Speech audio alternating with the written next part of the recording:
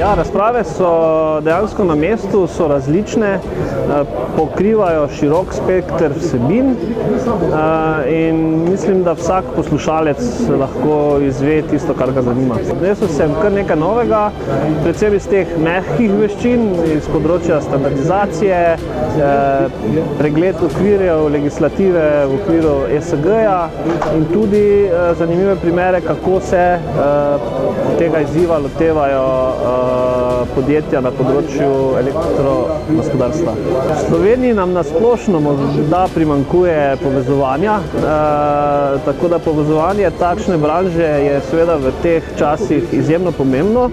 Pomembno je pa tudi, da z to branžo sodelujejo ostala podjetja, saj predvsem na področju digitalizacije